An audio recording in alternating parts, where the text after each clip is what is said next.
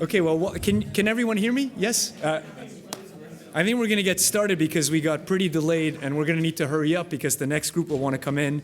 My name is David Azarad. Can everyone hear me? I'm the director of the B. Kenneth Simon Center for Principles and Politics and the AWC Family Foundation Fellow at the Heritage Foundation in Washington, and I want to welcome you to this conversation on protecting the Bill of Rights. Now, the topic, as you know, is always timely, in part because the Bill of Rights is the most cherished part of the Constitution. When I give talks across the country, I go to colleges, high schools, conferences.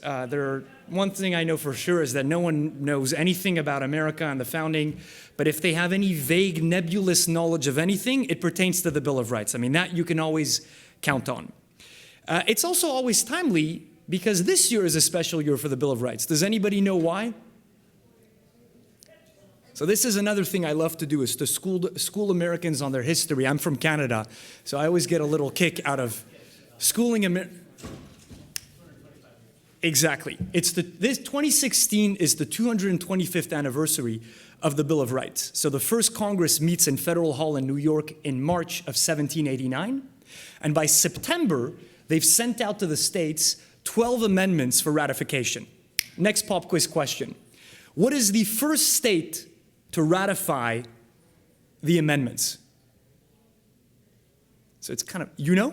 Delaware. No. No. Well, now at this point you can just keep on guessing. You'll get through them. It's a trick question, actually. So Maryland is the first state to ratify all 12 of the amendments, but New Jersey is the first state to ratify the 10 that would become the Bill of Rights. So 2 of these amendments are not ratified. The second one is ratified 200 years later and becomes the 27th Amendment. So in any case, on December 15, 1799, I don't know who said Virginia. Virginia is the last state to ratify, the 11th one. That's how many you needed to get the Bill of Rights passed. And that's why December 15th is Bill of Rights Day. So mark your calendars for this year. December 15th is going to be the 225th anniversary of the Bill of Rights.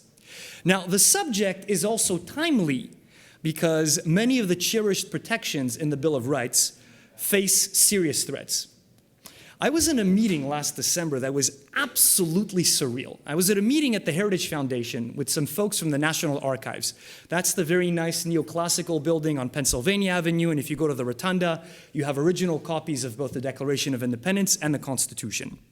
And these folks are at Heritage to pitch us on doing some sort of a joint program to commemorate the 225th anniversary of the Bill of Rights. Sounds good, right? I mean, the Heritage Foundation loves the Constitution. But then we saw the program. I brought it here with me, and I just want to read with you what they had in mind. So these are their ideas at the National Archives, what they're going to end up doing to celebrate the 225th anniversary of the Bill of Rights. They're going to have a national symposium in 6 cities. And I can tell you the names of the cities and what they're going to do. Los Angeles, immigration rights and reform. Atlanta, civil rights and individual freedom. New York City, women's rights and gender equality. Chicago, it gets better, LGBTQ human rights and civil rights. Dallas, educational access and equity. And then in case you missed some of these, Washington, D.C., building a more perfect union, a 3-day culmination of the year-long national symposium. If you were to put together La Raza, the ACLU, the Human Rights Council, and the National Organization for Women, they couldn't come up with a better program than this. Now, this is the fun part. They asked us, well, what do you think about this? Now, my colleagues are polite. Okay, I have Mediterranean blood in me. So they were saying, well, you know, I'm not sure Heritage can get involved vis-a-vis our donors. I looked at them, I said, you realize what you fed us is just the typical progressive view of American history. What you're basically telling me is that at first, only white men who owned property were free and had rights, and American history is just this gradual unfolding of more freedom, more equality, and more rights for everyone. And then I didn't add this, and who doles out all of these rights? Our beneficent overlords on the Supreme Court, who periodically wake up and say, who should we give rights to this week? And then they give out a few more rights. Now, occasionally they screw up, So if you ask the left what they think about Citizens United, I mean, they still have aneurysms over the idea that in America, we don't lose our free speech rights when we decide to exercise them in a group by forming an association. But on the whole, this is their view. Now, there's obviously some truth to it. No one is going to deny that at first we didn't deliver fully on the promise of equality for all before the law, equal rights for all. It took us about 200 years to get rid of slavery and Jim Crow, and I'm quite thankful that we did. So there is some truth to this story. But what I asked them is, well, what about the flip side of the story? What about all the rights that we lost along the way?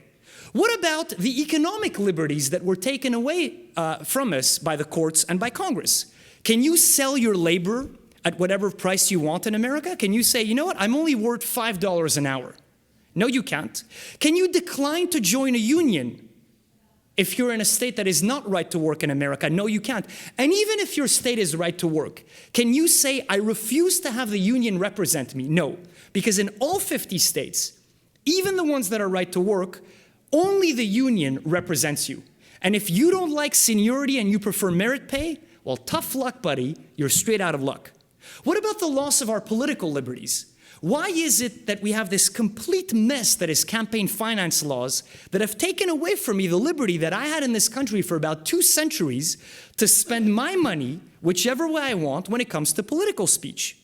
What about the loss and gradual recovery of our Second Amendment rights?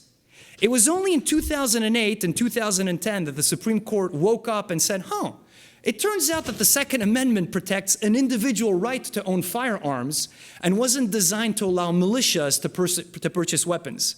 What about the 10th Amendment that has been mangled beyond recognition? Instead of having states that are co-equal branches of government and sovereign in their own realm of authority, we basically have these administrative subunits of the federal government that are tasked with helping to implement foreign federal policy like Common Core and No Child Left Behind. And what about all the made-up rights that the judges have found in the Constitution and aren't there? The right to an abortion, the right to have your gay marriage recognized by the courts, and a supposed First Amendment right to express yourself whichever way you want. Now, here's the fun part. What do you think was their reaction? Now, the tone I gave my rejoinder was a little bit more calm than the one I just told you. How do you think they reacted to my pointing out that this was quite the story they were spinning, and they were leaving out a whole bunch of stuff when it came to the Bill of Rights? Pardon me?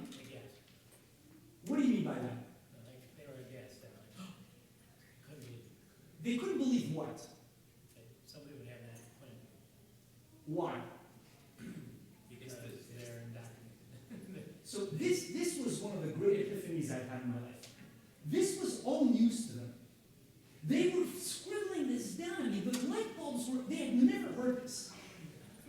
But this to me is a very telling lesson that has, if we can digress from the Bill of Rights for 1 second, that has profound ramifications for why we lose as conservatives and as libertarians. There are 3 realms in America. There's a conservative realm, a liberal realm, and there's a mainstream. So the conservative and the liberal realm we know, right? This is Weekly Standard versus Mother Jones. It's Hillsdale versus, Amherst. It's MSNBC versus Fox News.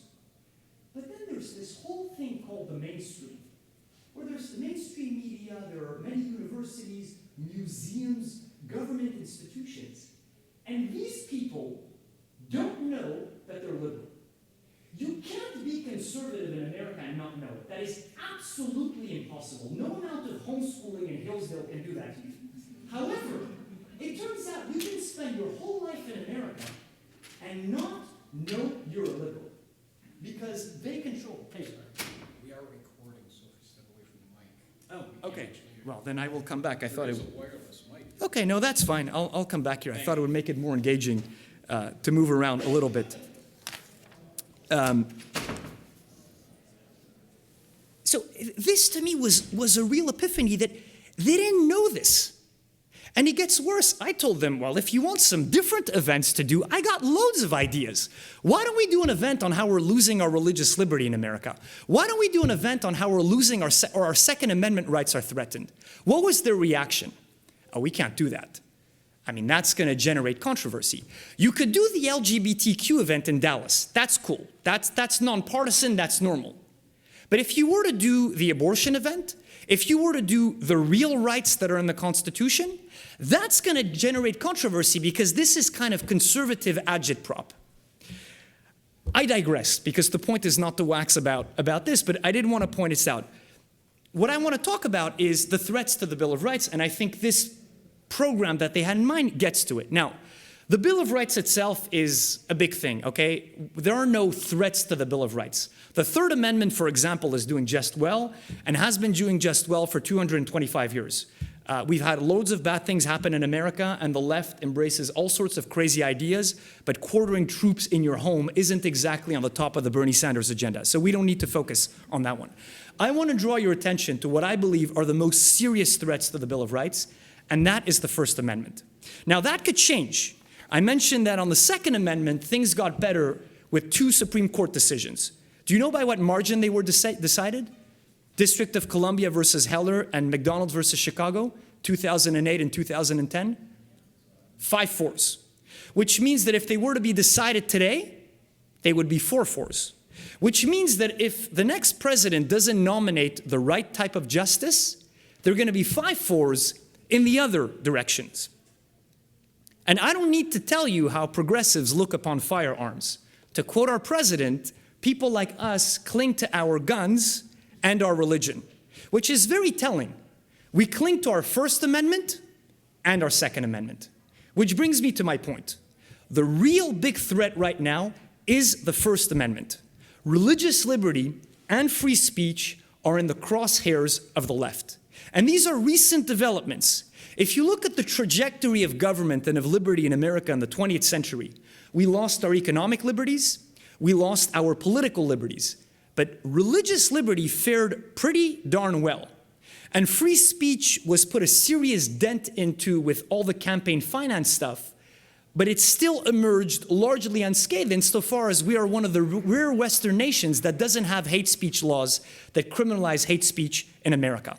So on the whole, religious liberty and free speech did well. That, however, has been changing in the last couple of decades. And this is what I want to tell you about for a couple of minutes, and then I can open it up to questions. Let's start with religious liberty. The big change here is that the left has become much more aggressive in consolidating the gains of the Cultural Revolution that we had in America in the 1960s. They are no longer the libertarianish live and let live party that is kind of cool with you doing your thing. They demand that certain lifestyles be funded and that all of them be celebrated and embraced by everyone. They no longer view Orthodox religion kind of suspiciously. There's a mounting hostility in America to what they call repressive morality. And as a result, religious liberty, which you remember who signed RFRA into law? President Bill Clinton. Up until, I think, 15, 20 years ago, you could say there was a consensus in America that this was our first liberty. This is starting to change. Do you guys remember the national hysteria we had in this country over Indiana's RFRA in March of 2015? National hysteria over what? A law that 19 other states had passed, and a law that the federal government had passed unanimously in the House, I think 98 votes in the Senate. Bill Clinton signs into law with a fancy schmancy ceremony on the White House lawn. What does the law say? Something very simple. It says, look, if the government is going to substantially burden your free exercise of religion, it needs to prove 2 things: that it has a compelling reason for doing so, and that this is the least restrictive means possible for doing so. Or in plain English, you shouldn't burden the free exercise of religion unless you absolutely have to. Which, by the way, is a pretty good way to think about it in a pluralistic, multicultural society. Unless you absolutely have to compel someone to do something that violates their conscience, don't. The law didn't say you're allowed to discriminate. It didn't say if you invoke your religious liberty, you will always win. It says there's a balancing test. National hysteria in this country, and the law is eventually pulled. When I look at the threats on religious liberty, I basically class them into three areas. One is, I know there's this talking point on the right, liberals give you free exercise, they want to redefine the free exercise of religion into the freedom of worship. I.e., once you leave the four walls of your church, you're not free to practice your religion as you see fit, but they kind of leave you alone in the church. That's not true. They leave you alone for now because they've been pushed back, but they want to go inside of the four walls of the church.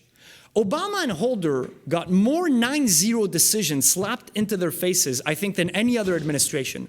One of them was Hosanna Tabor, where the government was arguing that the ministerial exemption does not apply to churches, that the government is allowed to tell churches who they can hire and who they can fire. Now, the court slapped them down 9-0, but it shows you where they want to go. You remember Houston? The mayor issued a subpoena to 5 pastors saying, I want to see all your speeches in which you reference homosexuality and gender identity. There was an outcry. She pushed back. They want to go inside the four walls of the church to see what's going on. The second thing they want to do and are doing is coercing businesses to violate their conscience. And this takes one of two forms. One is all the laws having to do with gay marriage. So the florists, the bakers, the photographers. These are people who have had gay employees, who serve gay customers, who have gay friends. All they say is the following thing. I, in good faith as a Christian, cannot be involved in your gay marriage. Please go somewhere else. I'm sure you can find another florist to accommodate you. I'm sure you can find another baker to accommodate you. I'm not comfortable with this. They get sued and they get dealt these crushing fines. Why? Simply because they don't want to be compelled to partake in a ceremony that they object to. It's not just the marriages. There's the contraceptives and the abortifacient mandate in Obamacare. So Obamacare has mandated 20 different contraceptives and abortifacients that it claims private companies are compelled to offer their employees. Now, this is one area where the Supreme Court ruled the right way in the Hobby Lobby case, where they said that closely held private companies like Hobby Lobby are not compelled to do this if it violates their conscience. But I'll remind you, this was another 5-4, which would now be a 4-4, which could become a 5-4 in the other direction. And then lastly, they want to interfere with how religious nonprofits are run. So the contraceptive case that I discussed applied to companies. What about the Little Sisters of the Poor? I'm sure you've heard of this one. It's before the Supreme Court right now. This is one where they want to compel an order of Catholic nuns, the Little Sisters of the Poor, to violate their conscience to offer these contraceptives and these abortifacients in their healthcare plans. This is what has led to Catholic charities in Massachusetts, in Washington, D.C., in Illinois being closed down because the government says you are compelled to place children in gay couples even if you don't want to. Now, do you realize the common denominator, by the way, in all of these groups? There is no attack on religious liberty. They're not going after the halal butcher or the kosher caterer.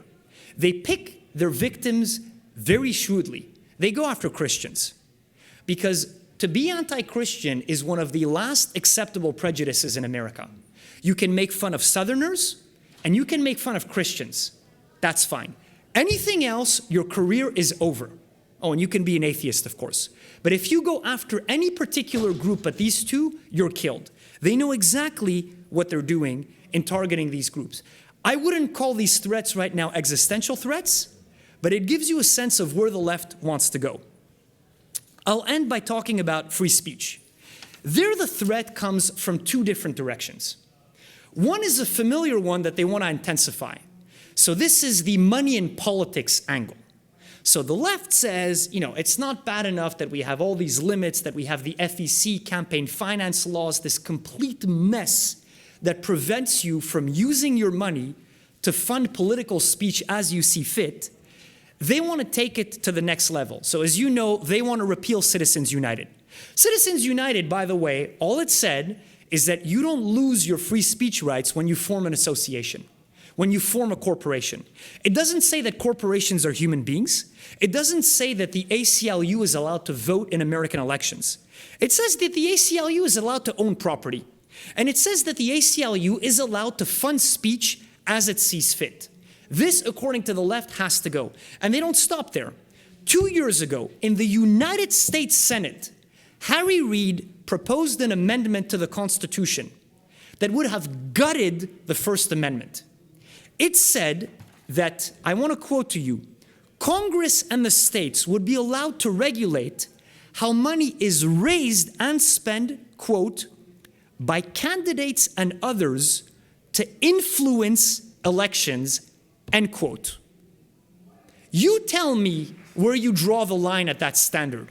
What cannot be construed as trying to influence election? Everything we do in the public square could be construed as trying to influence election. How many Democrats voted against that proposed amendment? None.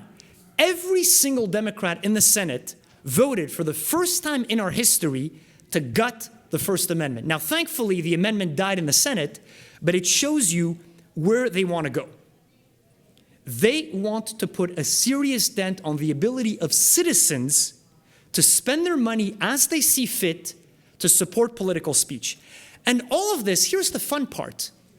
Ask them, what is the evidence that the wealthy are buying elections?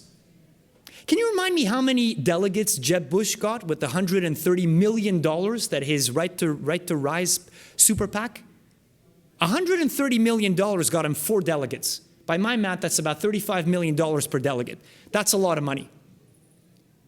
How did Eric Cantor do in the last election when this guy named Dave Bratt came along who had no money? What is the evidence that all wealthy people in America have the same political positions, and that all middle-class people have the same position, and that they are at odds with one another? You don't think religion cuts across that? Do you really mean to tell me that the Koch brothers and George Soros agree on everything? There is no evidence to back up the claim that justify these intrusions on free speech. The other way at which they're coming at free speech is with the hate speech stuff. So as I told you, thankfully in America right now, we do not have hate speech laws. Where I'm from in Canada, we do. I read a story this morning in the Transom. There's a comedian in Quebec, where I'm from, who was slapped with an $80,000 fine and $100,000 worth of lawyer's fees because he made a, by all accounts, very tasteless joke about a handicapped kid. That the parents sued and said this is hate speech. Now, thankfully, we don't have that in America. You can't be criminally prosecuted for saying something that someone else deems to be hateful. You know where you're not allowed to say what you want? What are the islands of repression in an ocean of freedom in America? What are the least free places when it comes to speech? Universities. You'll say, well, that's fine. They're all crazy in the universities. What is the trajectory of liberalism in the 20th century? Where does the left come from? Does it come from nonprofits? Does it come from the hinterland? Does it come from high schools? No. The ideas are hatched and incubated in universities. We all laugh and say, ha, ha, ha, that would never happen in America. Fast forward 30 years later, it's mainstream. This is where they want to go, on the grounds that in a free country such as ours, citizens don't have skin that is thick enough to handle unpleasant speech. So we need to concentrate more power in the state to dictate who is allowed to speak, for how long, and what they're permitted to say. The bottom line is the following one, and it pains me to say this because this is not a development I welcome. Liberalism is growing more and more illiberal. If there is one thing that liberalism meant, if you look at the original liberalism of a John Locke, of the founders, of a Tocqueville, of a John Stuart Mill, it was the liberty of speech and the liberty of conscience. Of course, property rights, of course, limited government, of course, government by consent. But these are the core liberties, and they are in the crosshairs of the left. Thank you.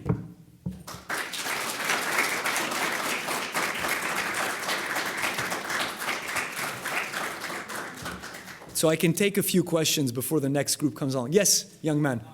I'm actually in Maryland student legislature because I'm in college, and I've actually introduced a bill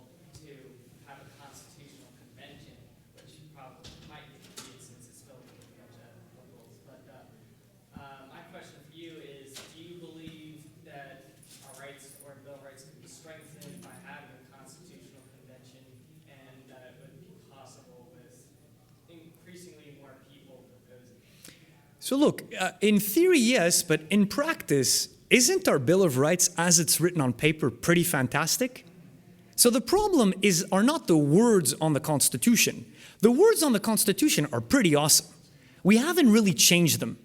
The problem is that the courts make a mockery of them, and everyone else goes along. Congress goes along, the president goes along, and the states go along. So it's unclear in my mind whether it's worth pouring all the money, all the effort to change the words on paper so that the court just disregards them once more. I'm not opposed to it in principle, but you need to show me how this would pan out differently. Because the Constitution we have right now is pretty darn awesome.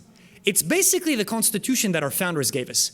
It's just everyone makes a mockery of it, and we allow them to get away with it. Yes? So in Federalist 84, Alexander Hamilton makes an argument against the Bill of Rights, saying that this is, a Bill of Rights would be between a magistrate and subject, Yeah. not for a free people, because the Constitution should be enough.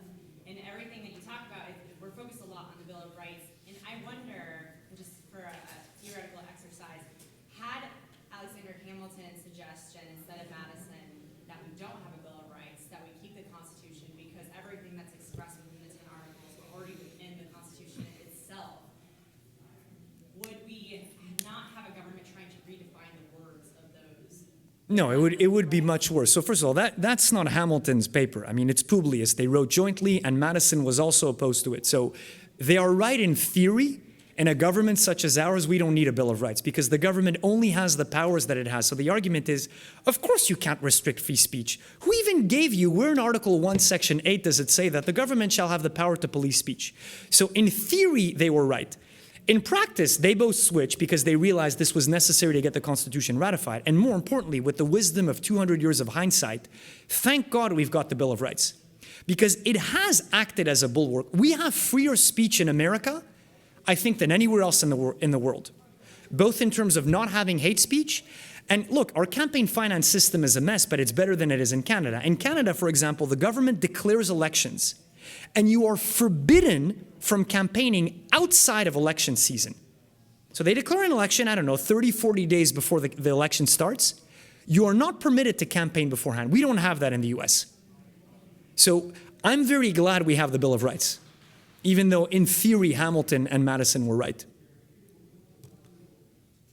Yes, I think you get the last question, and then we'll need to let the next group in. You mentioned that now we're in a situation where people are ridiculing the Bill of Rights and the Constitution, so it's hard to argue for the standard whenever people don't take it seriously. Yeah. I'm wondering if you feel as though that can be undone, or this sounds a little fatalistic. Sometimes in my mind I'm thinking, does it just have to get so bad that people they again see the need for the Bill of Rights? But I think you misunderstood me. The people don't ridicule it. One of the fantastic things about this country that there sure as hell isn't in Canada, and I haven't seen in many other countries I've lived in or traveled in, is the veneration that the citizens have for this document. It's displayed in a glass case in the National Archives, like a sacred relic, like you'd expect in Jerusalem or something. There is a sense of worship for the Constitution amongst the people. They don't understand it very well because we don't teach it to them. I mean, the American people are not stupid. If we were to teach them stuff, they'd learn it. We teach them all the nonsense. Yes, this is the last question and I'm done. That we put into their minds in the schools.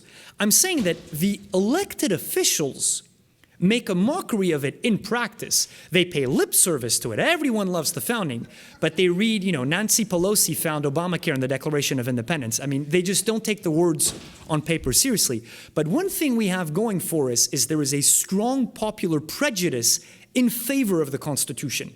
I say prejudice because people don't really know what's in there, but they think it's good.